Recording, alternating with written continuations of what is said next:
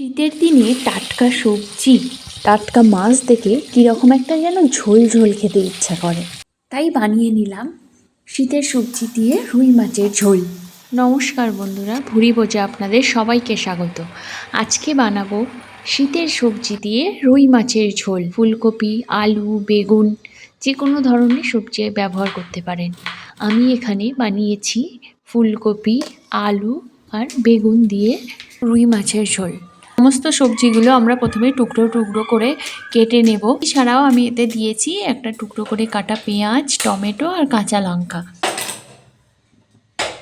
রুই মাছগুলো নুন হলুদ মাখিয়ে ছাঁকা তেলে ভেজে নেব।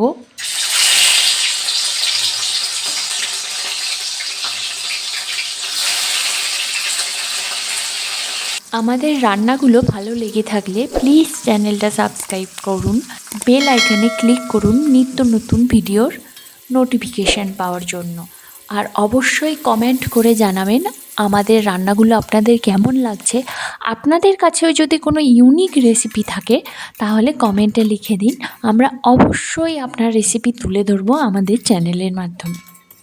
এই তেলের মধ্যেই বড়ি ভেজে নেব। ফুলকপিগুলো আমরা একটু ভালো করে ভেজে নেব। ফুলকপিগুলো আপনারা ভাপিয়ে নিতে পারেন, আমি এখানে ডাইরেক্ট ভেজে নিয়েছি ছাঁকা তেলে।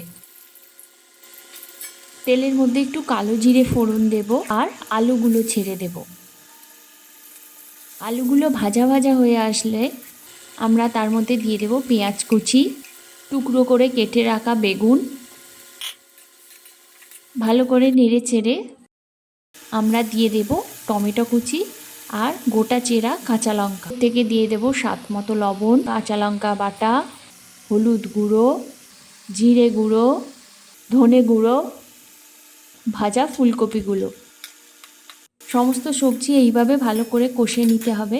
আপনারা চাপা দিয়ে কষতে পারেন, এতে সবজিগুলো সেদ্ধ হয়ে যাবে। এই মশলার মধ্যেই সবজিগুলো চাপা দিয়ে দিয়ে কষবেন, তাতে সবজিগুলো সেদ্ধ হয়ে আসবে। সবজিগুলো হালকা সেদ্ধ হয়ে আসলে তারপর আমরা এতে জল ঢালবো। এরপর ঝোলটা ফুটে আসলে এর মধ্যে দিয়ে দেব ভাজা রুই মাছগুলো আর ভাজা বড়িগুলো। আরও কিছুক্ষণ ফুটিয়ে নিলে ব্যাস রেডি শীতের সবজি দিয়ে পাতলা রুই মাছের ঝোল।